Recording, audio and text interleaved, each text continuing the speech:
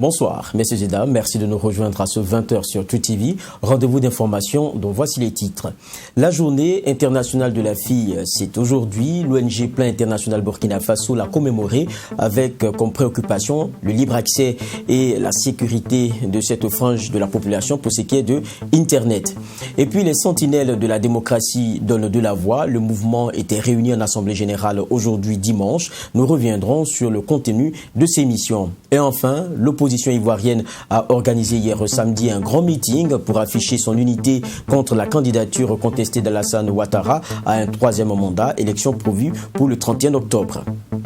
Encore une fois, merci de nous suivre. Nous le disions en titre, le 11 octobre de chaque année est célébrée la Journée internationale de la fille. Cette journée, mise en place en 2011 par l'Assemblée générale des Nations unies, est destinée à montrer les inégalités dont souffrent les jeunes filles et adolescentes à travers le monde. L'ONG Plan International Burkina Faso a célébré la dite journée le 9 octobre dernier sous le signe de la liberté et de la sécurité en ligne pour les filles. L'objectif est de valoriser l'accès de la jeune fille à Internet et trouver des moyens pour son épanouissement. À cet effet, des plaidoyers ont été faits en la présence de la ministre du Développement et de l'Économie numérique et des Postes qui présidait justement la cérémonie, Raketa Bilgo et Abdul Rahim Nienye. Sketch, diffusion des vidéos, témoignages de jeunes filles et une campagne de communication, voici les activités qui ont animé cette cérémonie. Une cérémonie qui a regroupé des jeunes filles de toutes les régions du Burkina Faso autour du thème liberté et sécurité en ligne pour les filles. Le Plan international a choisi cette année de travailler sur la thématique de l'accès, de la liberté et de la sécurité de la jeune fille sur Internet. Comme vous le savez, cette question, bien que moins débattue en ce moment, c'est une question cruciale parce que vous connaissez tous l'importance que Internet prend de plus en plus dans nos vies, dans notre travail. Et la jeune fille est en fait au cœur de cette problématique. Pourquoi? Parce que dans nos pays ici, non seulement encore une fois, elle est marginalisée, même au niveau de l'accès à Internet. Toutes les statistiques montrent qu'il y a très peu de jeunes filles qui ont accès à l'Internet, mais aussi se pose la question de la qualité de cet accès. L'épanouissement de la jeune fille est également l'une des priorités de la ministre du Développement de l'Économie numérique et des Postes. Et pour joindre l'acte à la parole, elle a donné l'opportunité à une jeune fille de diriger avec elle une réunion avec ses directeurs généraux le 8 octobre dernier. Une chose qui a permis à cette dernière de se mettre dans la peau d'un membre du gouvernement pour demander l'égalité pour les filles. Une expérience enrichissante pour Adja Fatimata Ouattara, qui a d'ailleurs prodigué des conseils aux participantes. Je suis un pur produit de l'Internet. Si ce n'est pas l'Internet, je ne suis pas sûre que je serai aujourd'hui dans cette position. Donc, il y a beaucoup de bonnes choses dans les technologies, mais également, il faut faire attention. C'est comme toute évolution, que ce soit numérique, industrielle, il y a du bon dedans, mais bien sûr, il faut prendre des précautions. Tout ce que je peux dire rapidement aux jeunes filles, c'est d'évoluer en réseautage. Seul, c'est difficile. Il est important de profiter de l'expérience des autres. Ça évite vraiment les dérives. La représentante des jeunes filles a également fait un plaidoyer pour une meilleure protection contre les abus, les violences et le harcèlement que subissent les jeunes filles sur Internet. Et selon les statistiques de la page Facebook de Plan International Burkina Faso, sur les 10 800 personnes qui suivent la page, 77% sont des hommes. Madame la ministre, distingués invités, ces statistiques plus haut nous montrent que l'accès de beaucoup de filles est très réduit sur les plateformes numériques. Alors, nous nous posons les questions suivantes. Pourquoi cet accès limité des filles? Est-ce parce que nous manquons de moyens financiers? nous sommes très occupés par les tâches domestiques de la maison, parce que nos parents nous l'interdisent, parce que nous n'osons pas nous servir des réseaux sociaux, ce sont des questions que moi-même je me pose et je cherche des réponses. Plan international est présent au Burkina Faso depuis 1976. Son plan stratégique 2019-2023 se donne pour ambition de soutenir un changement transformateur des inégalités de genre, de croyances, des normes sociales discriminatoires ainsi que politiques et des lois. Cela pour permettre aux filles d'apprendre, de diriger, de décider et de s'épanouir dans des communautés sécurisées et résilientes. Les membres du mouvement Les Sentinelles de la démocratie ont tenu leur assemblée générale aujourd'hui même, 11 octobre à Ouagadougou.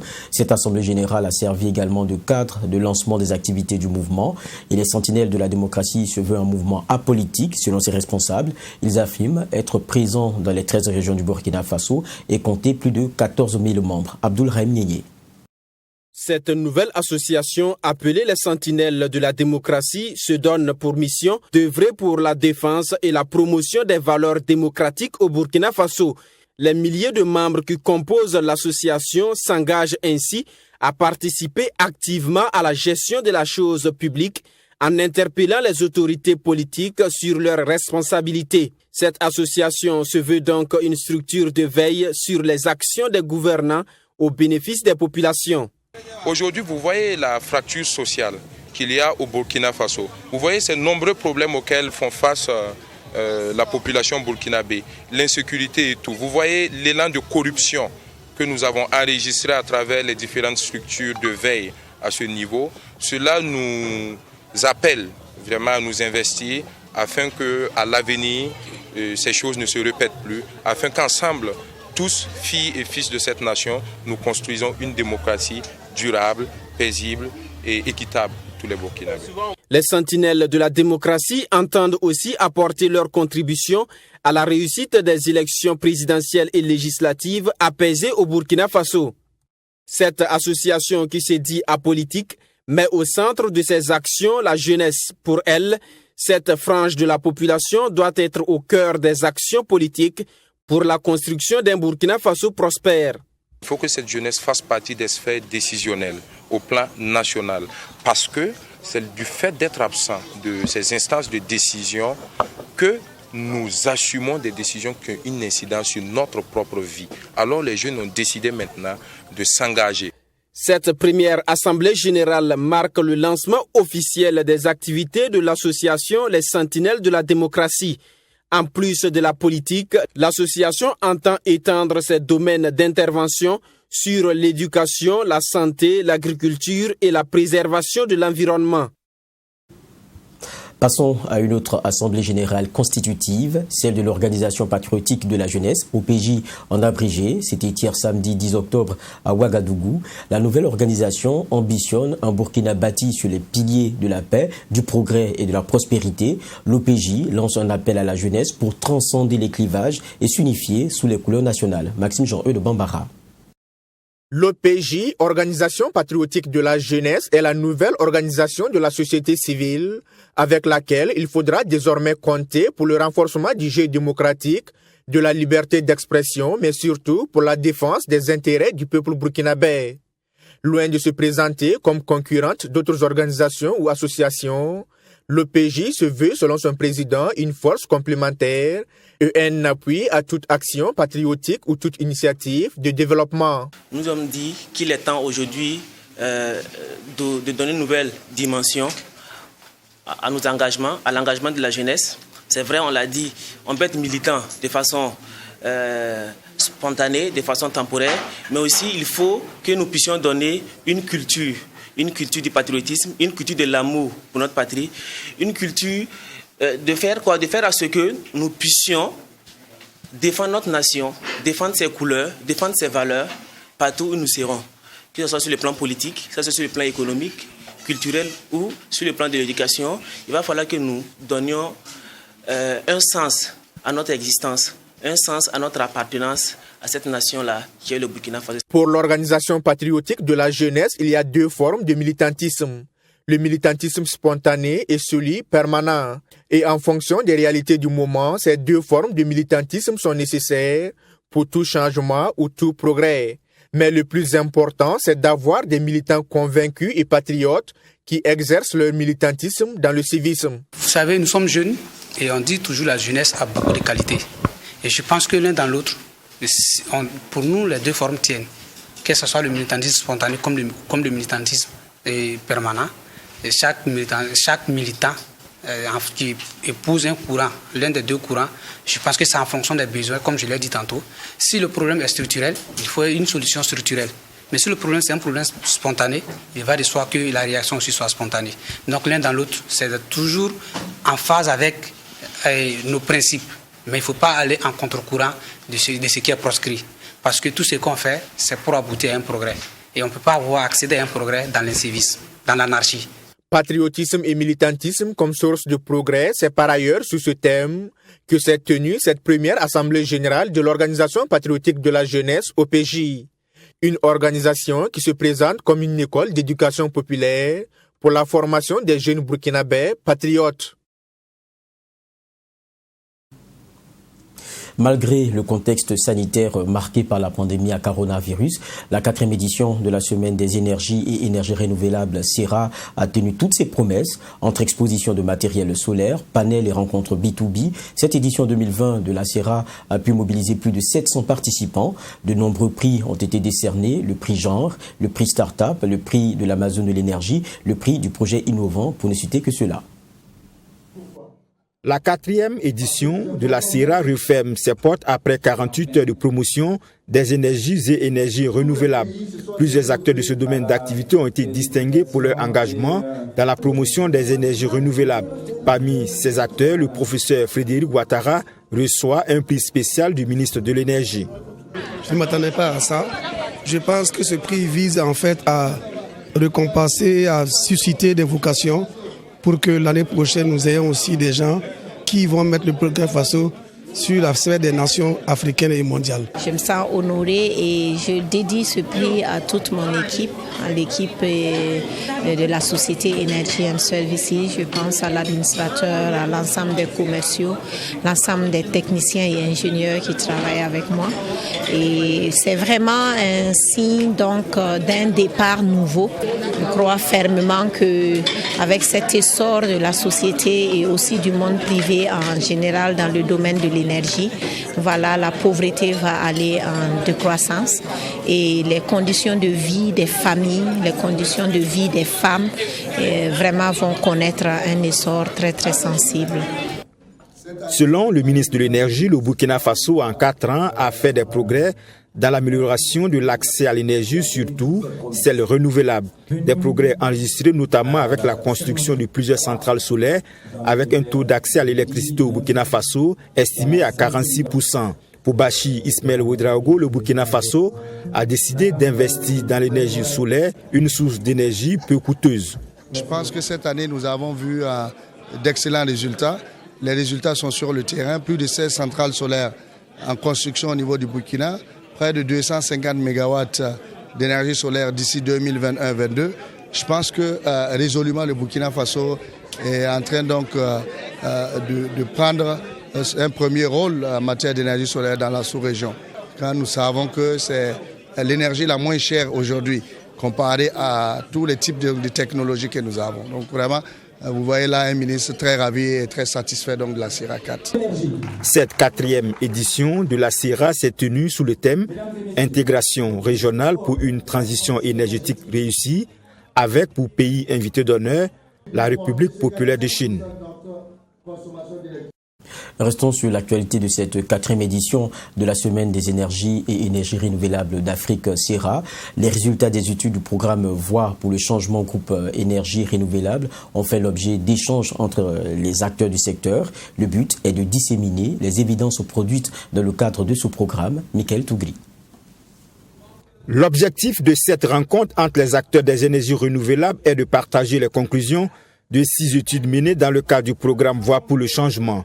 Des études menées en 2016 sous l'égide de l'Organisation néerlandaise de développement SNV. La vision des organisateurs de ce cadre d'échange est de partager les preuves et les évidences concernant les énergies renouvelables au Burkina Faso. Et les différentes études menées sur le terrain font ressortir des insuffisances à plusieurs niveaux. Le premier problème, c'est le manque de compétences au Burkina Faso. La plupart des bénéficiaires d'installations solaires que nous avons rencontrés se plaignent de la qualité du service fourni. Il y a un problème de réglementation de l'importation des équipements solaires au Burkina Faso. Ce programme de plaidoyer est basé sur des preuves. Nous apportons des évidences aux autorités pour les convaincre de prendre des décisions favorables pour permettre à la population d'accéder aux énergies solaires de qualité au Burkina Faso. Il faut dire que depuis 2016, au commencement de ce programme jusqu'en 2020, nous avons mené 6 études. Et ce sont ces 6 études-là que nous sommes invités ce soir à partager avec le panel, avec le public, pour qu'ils prennent connaissance de ces évidences, de ces résultats, de ces conclusions.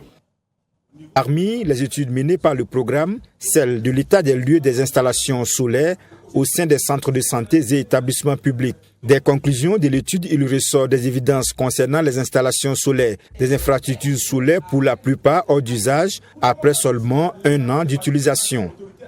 Cette dernière étude a montré que la plupart des installations solaires qui sont dans les centres de santé et dans les milieux éducatifs, 50 à 70% de toutes ces installations ne fonctionnent plus.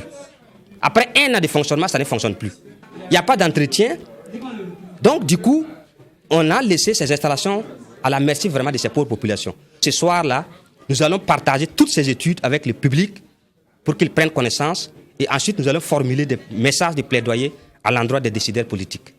La mise en œuvre du programme Voix pour le changement vise à améliorer le niveau de compréhension et de perception des acteurs sur la question des énergies renouvelables, particulièrement les décideurs et les partenaires techniques et financiers, mais aussi formuler des recommandations et des engagements pour une amélioration significative de l'utilisation des énergies renouvelables au Burkina Faso. Le 27 octobre prochain aura lieu le dialogue direct entre le chef de l'État et les personnes handicapées. Dans le cadre des préparatifs de ce forum national, la ministre Laurence Ilboudo poursuit sa tournée à l'intérieur du pays. Après la région du plateau central, c'est celle du centre-ouest qui a accueilli la ministre et sa délégation. Les personnes en situation de handicap ont présenté leurs doléances à leur ministre de tutelle. Des échanges ici rapportés par Fatimata Nikema. C'est dans une ambiance bon enfant qu'a débuté le forum régional des personnes vivant avec un handicap de la région du Centre-Ouest.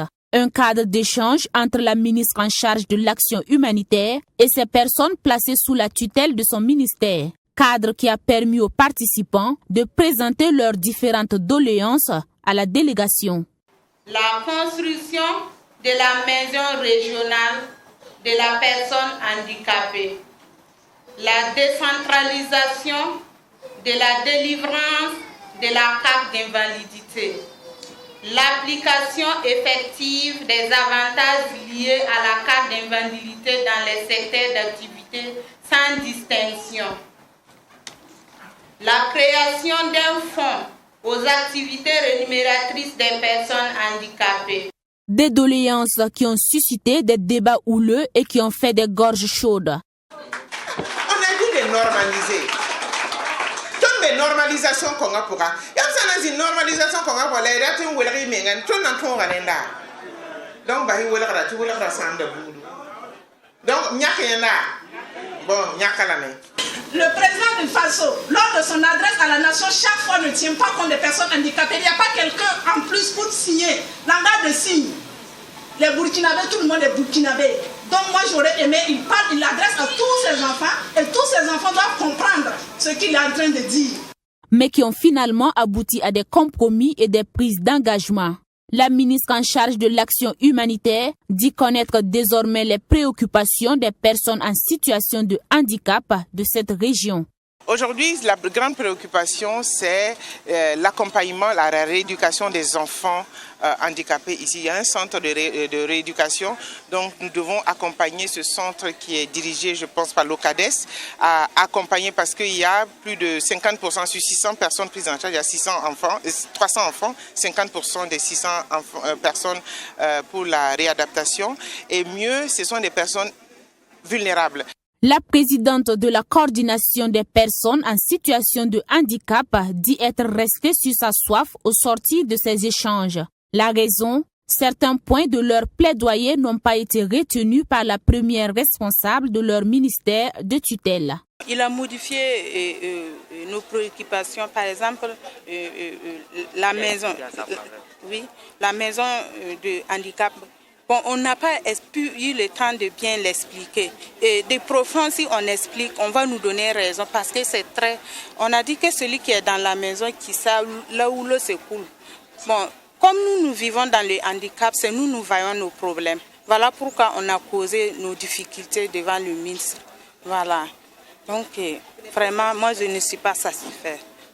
La coordination régionale des personnes en situation de handicap devra reprendre la liste de ses préoccupations afin de la soumettre à son ministère de tutelle pour validation. Des doléances qui seront soumises au président du Faso lors du Forum national des personnes handicapées sous le thème « Protection et promotion des personnes handicapées dans un contexte de crise sécuritaire, défis et perspectives ».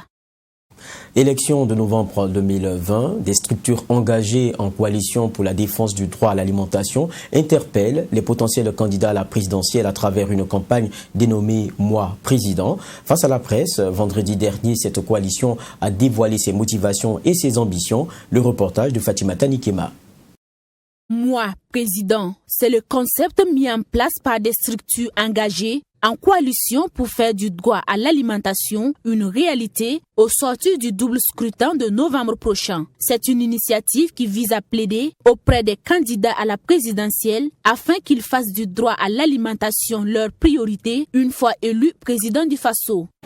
Cette conférence de presse se veut donc un tremplin de lancement des activités de plaidoyer qui conduira les membres de la coalition auprès des candidats pour solliciter leur adhésion et leur engagement ferme. L'élection présidentielle de novembre 2020 est donc une opportunité à saisir pour pousser les candidats aux engagements fermes pour faire de ce droit une réalité dans la Constitution. Cette initiative est du Club des journalistes pour la nutrition et la sécurité alimentaire, le réseau des parlementaires pour la nutrition et la sécurité alimentaire et l'ONG Hunger Free World. Et pour cette coalition, c'est une lutte qui a tout son sens. La concrétisation du droit à l'alimentation va au-delà d'une promesse à réaliser sur la base d'actions de bienfaisance. Il s'agit d'un droit humain pour chaque femme, hommes et enfants, que doivent respecter le gouvernement du Burkina et les acteurs non étatiques moyennant l'application de mesures adéquates. La nouvelle Constitution consacre dans ses articles 25, 26, 29 et 135 le droit à l'alimentation. Elle n'est toujours pas encore en vigueur du fait de plusieurs facteurs, notamment politiques, économiques et sécuritaires. Selon cette coalition, en dépit des efforts fournis par le gouvernant, de nombreuses insuffisances sont à noter. Toujours selon elle, le gouvernement doit s'engager également dans la lutte contre la faim et la malnutrition par le droit. Et cela passe par la promulgation de ce droit dans la Constitution et sa mise en œuvre effective. La Côte d'Ivoire, pour clore ce rendez-vous d'information, l'opposition semble avoir trouvé, ou plutôt être organisée plutôt, l'opposition semble avoir trouvé en tout cas le dénominateur commun, puisque hier samedi, un grand meeting était organisé pour afficher son unité contre la candidature contestée d'Alassane Ouattara à un troisième mandat. Il faut préciser que l'élection devrait avoir lieu le 31 octobre prochain et l'opposition semble donc avoir trouvé ce dénominateur. Désobéissance civile pacifique pour dire non au président Alassane Ouattara. Non au troisième mandat, même si c'est premier de troisième république, c'est qu'ici, il n'a qu'à quitter là. C'est fini, il nous a trop eu comme ça, c'est bon. Ce n'est pas Mewe qui vous parle, c'est Frédéric Ehui, le citoyen. J'ai un devoir, je suis venu l'accomplir. Voyez-vous, en 1999, la Côte d'Ivoire a enregistré son premier coup d'État qui n'aurait jamais dû avoir lieu. Et l'une des raisons qui a justifié ce coup d'État était que le PDCI qui a bâti ce pays s'éternisait au pouvoir. Alors la constitution de 2000, au sortir de ce coup d'État, a bien voulu limiter les mandats à 2 en Côte d'Ivoire désormais pour qu'un parti, un individu ne s'éternise plus au pouvoir en Côte d'Ivoire. Ce qui a été fait.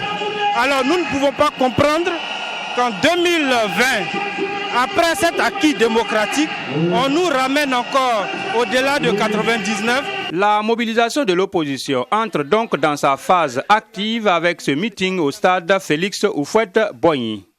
Je vous félicite pour avoir répondu massivement à notre appel.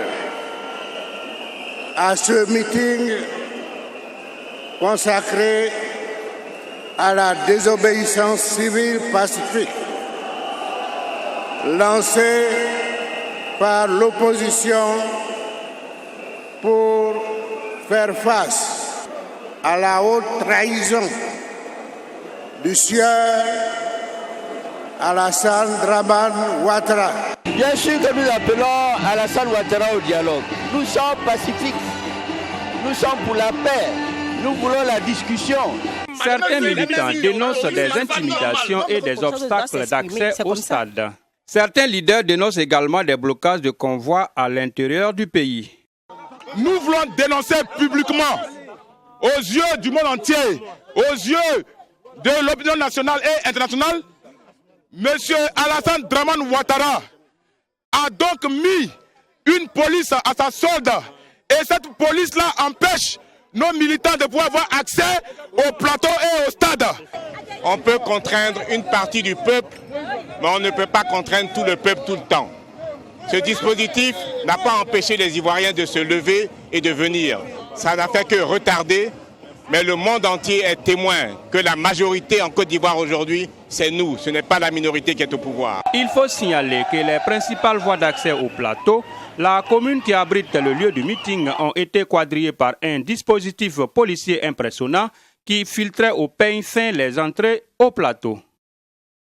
Un reportage que nous proposait Yamba Cabré, notre correspondant permanent à Abidjan. Mais restez avec nous puisque tout à l'heure, vous allez avoir droit à Chrono Citoyen, une émission qui est initiée par Diaconia à travers le programme Présimètre. Et il sera question d'éducation et de promotion des langues nationales. Donc bonne suite de programme toujours sur True TV.